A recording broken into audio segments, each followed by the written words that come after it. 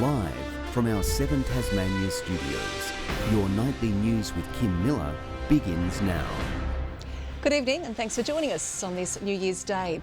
And Tasmanians soar in 2025 in style as thousands gathered to catch fireworks and events held across the state. Launceston's Beer Fest and Hobart's Taste of Summer proving once again the places to be, leaving organisers with a big clean-up job. With the clock ticking down to the new year, partygoers eager to see out 2024 on a high note. This year I'm just spending it with my friends and family. A lot of us young ones are going out tonight. Yeah, it was a very good year, yeah. Party like it's 1999. Patrons pouring through the gates to Launceston's Beer Fest, tucking into an eclectic range of street-style dishes and Tasmania's top drops. Live musicians providing the perfect backdrop for the festivities. I'm going to explore as many Pinots as I possibly can, and then I'll follow up with as many Genesis as I possibly can. Try and know the food and just gonna have a couple of drinks and see both of the fireworks tonight. Hopefully we'll make it that far, yeah, we'll see how we go. See how many beers we drink. Building up to the spectacular displays, illuminating the night sky, spectators watching on. And there were similar scenes in the capital. The Taste of Summer, the epicentre of celebrations. Around 6,000 lucky ticket holders lining up early. We were actually in Brisbane. We flew back this morning because we're visiting family, so we're just excited to enjoy the night. I'm done with 2024. Get it out. Ugh. We need a new year. We're in for a big night. Patrons swamping the event grounds. Food and drink stalls inundated with customers. Definitely the tacos. I like the tacos last year. You gonna have an oyster, Hattie? No. Bands and DJs keeping the party going throughout the night. Headliners, the Hoodoo Gurus, playing their classics to an energised crowd. One of the final yachts from the Sydney to Hobart arriving to cheers and applause from revellers. The father and son duo relieved to reach dry land. What a welcome. Hasn't Hobart done us all proud? At the end of the day, our goal was to finish, and that's what we did. And when midnight rolled around, so too did the main event.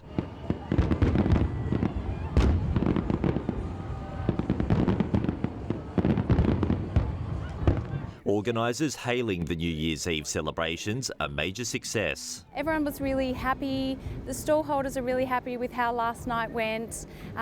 Everyone was dressed up. It was a great atmosphere and it was a great night all round. But with a big party comes the scramble to tend to the aftermath. The morning after New Year's Eve is always a big clean up.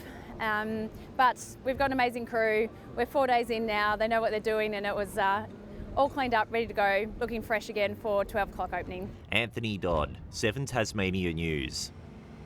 Tasmanians are being urged to take more care on our roads this year, following dozens of fatal vehicle incidents in 2024. 32 lives were lost and 300 people were seriously injured last year. The state government insists it is playing its part, spending more than $75 million on road safety in the past 5 years, also saying everyone has a role to play in preventing road trauma.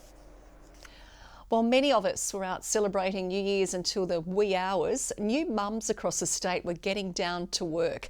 A Tasmanian baby boom starting early, with one of our hospitals expecting to welcome a record number of arrivals. Meet Gracie Adams, born bright and early this morning while most of us were still sleeping. A surprise for family and friends. None of them were awake, I don't think, but yeah, they're very excited for us. Snoozing soundly now, it was a nervous wait for her parents. She was due on Christmas Day, so we were just praying that it wasn't going to be that. But it turned out to be New Year's Day. With staff expecting a total of 5 births today, the Launceston General Hospital is on track to welcome a record number of New Year's Day babies. It's been quite the festive period for us around here, so I don't know what was going on 9 months ago. But the honour of 2025's first baby born does go to the state's south. Always a healthy rivalry between us and Hobart, but I think Hobart just beat us this year. Families with new additions looking forward to the year ahead. Excited to do it with my wife Kezia, and yeah, it'll be a great experience for both of us, and excited to raise our little girl. Annie Green, 7 Tasmania News. As we go to air, there's a BBL match on at Ninja Stadium where the Hobart Hurricanes are currently facing the Sydney Sixers. Lily Thompson is there for us. Lily, there's some changes to the Hurricanes lineup. That's right, Kim. I've got some good news and some bad news. Canes fans will be excited to know former Test player Matthew Wade opened the batting here for the Purple Army after sustaining a calf injury in the season opening game. But unfortunately, he didn't make the impact he was hoping for this evening, making 15 runs before being caught. The Cairns made it to 6 for 161 despite a run of early wickets. Sixers have had their time now at the crease, currently at 3 for 37. Now it's important to note Canes captain Nathan Ellis is out due to illness, so Ben McDermott has stepped into that skipper role. Now we know the Sydney Sixers have been the in-form team this season. They're undefeated and currently top of the ladder. The Canes winning their past 2 games, so looking to keep that momentum going. So it's really shaping up to be an exciting game down here, Kim, but of course I'll be back with all the day's sport news live from Ninja Stadium a little later.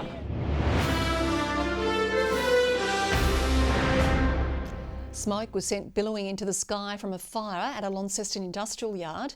It's understood a hopper and conveyor belt sparked a blaze in mounds of wood chips and peat around midday.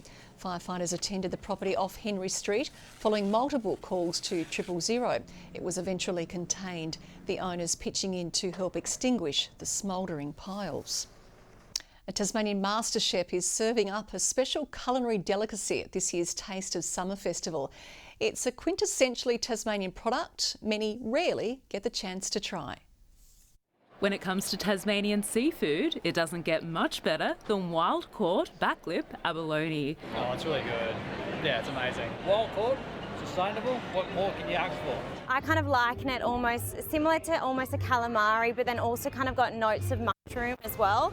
Super, super unique. There's nothing really like it. But this pricey sea snail is hard to come by at local restaurants. A new collaboration is hoping to change that. Tasmanian Aboriginal Seafoods and Master Chef Sabina Newton joining forces to serve the rare delicacy. I'm preparing the backlip abalone on a little flatbread with some beautiful butter, herbs and then some lemon as well. The stall only opens at 4 p.m. each day and sells out within an hour. Everyone's thrilled to eat the Indigenous caught abalone. It's really delicious and her stall, Sabina's stall, is really popular. Sabina grew up diving for abalone on our east coast and says she loves seeing people sink their teeth into the delicacy for the first time. The Land and Sea Aboriginal Corporation Tasmania recently secured long-term fishing rights for abalone, helping bring more product to the local community. Culturally fished abalone is a keystone species for the Aboriginal community. It represents the opportunity to bring great sea ecology and cultural fishing knowledge to community. A tasty treat straight from Tasmanian waters. Stacey Eldridge, 7 Tasmania News. For racing lovers, all roads lead to Longford on New Year's Day for the annual Cup. Punters and fashionistas ignoring their headaches to watch the races and hopefully leave a little bit richer. Firing out the gates, a new year is underway. Thousands choosing to spend the first day of 2025 at the historic Longford Cup, one of the biggest since COVID. We budgeted for 5,000. As the time I speak, it's about 6.5 through the gates. But while it's not quite the race that stops the nation, it's the laid-back approach which brings many trackside. A bit different to the Launceston Cup, where it's probably a bit more classy, where the Longford Cup, something for everybody, a nice country atmosphere and just a great day out. Those who are dressed to the nines standing out more than usual, all in an effort to take home the fashions on the field, even if the weather didn't agree. I had the shorts at home, but thought it was a bit cold today until it's very hot out here now. Punters also having fun, even if bets didn't go to plan. What do you put down, what do you got back? Put down 100 and I've lost it all, so hopefully I can win it back. Showing it's always down to luck, even for the experts. I'm actually a harness racing driver. Quite a few mates politely disagreed over their picks. Number 14's looking good. Yeah. No, I'm not with him on that. I reckon number 7. Crowds at this fun day out choosing not to race into the new year. Zeke Gaffney, 7 Tasmania News.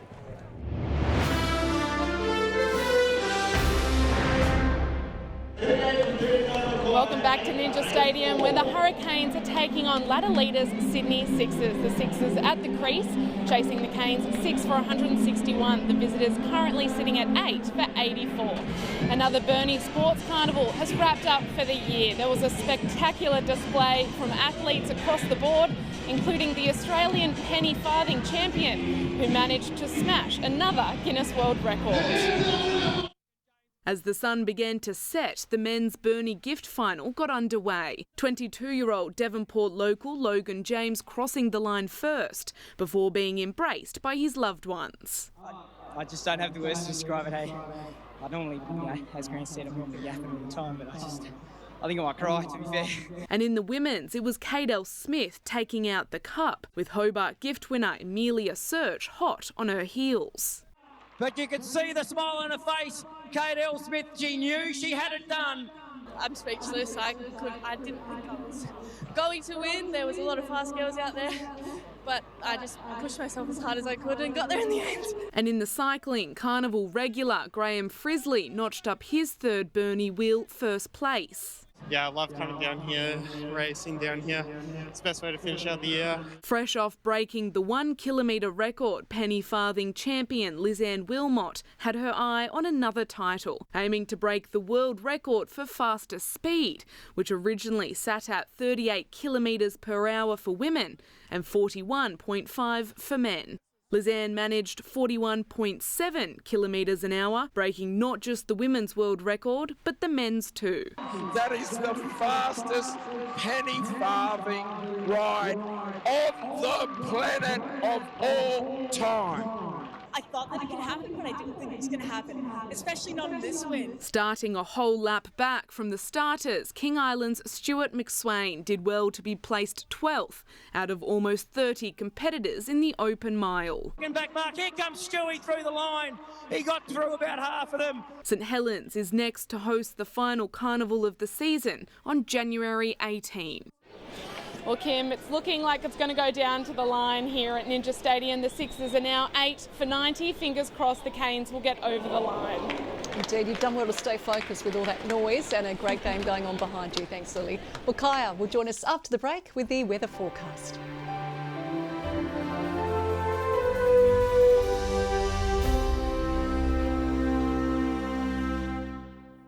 Good evening and welcome 2025. Today started off fine across the majority of the state until cool and gusty southwesterly winds brought showers to most parts. It was 21 in Hobart, Devonport and Burnie today and 23 in Launceston. We saw the state's high at St Helens with 25, Maria Island 22, 20 on Flinders, Grove and Bushy Park, 19 at Smithton and Low Head, King Island and Strawn both 18 and a cool day in Lyowini with just 14 degrees.